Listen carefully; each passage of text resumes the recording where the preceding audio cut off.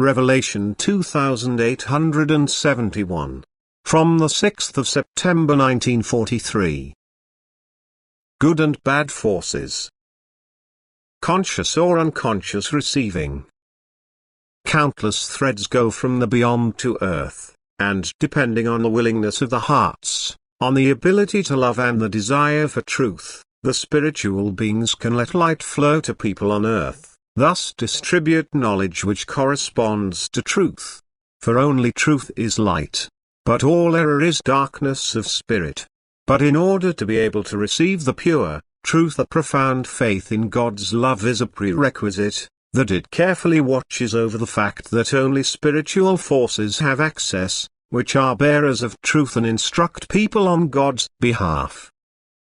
Anyone who acknowledges God as the giver of truth and also recognizes God as the source of knowledge, as the center where spiritual transmissions originate, will also have the firm confidence that he can never be offered error if he is united with God through heartfelt prayer and loving activity.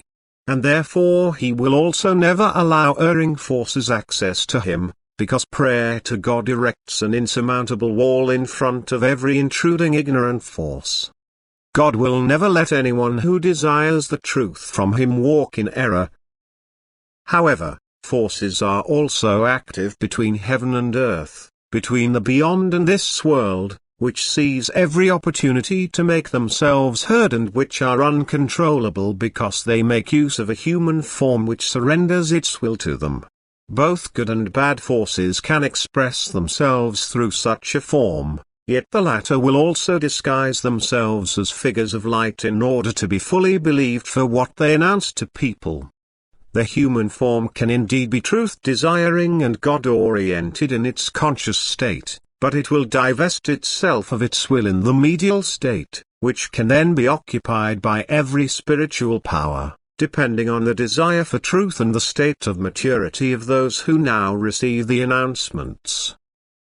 And therefore truth and error will go side by side without the latter being recognized. And the reason for this is that such people are unaware of the working of the Spirit, that they do not try to listen within themselves while awake, that they lack the knowledge that God Himself speaks to people who want to hear Him, that they can be introduced to profound wisdom by Him and that He conveys this wisdom to people through His Word or through His spiritual bearers of truth.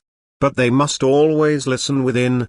They must try to develop the ability within themselves to hear God's voice. Amen.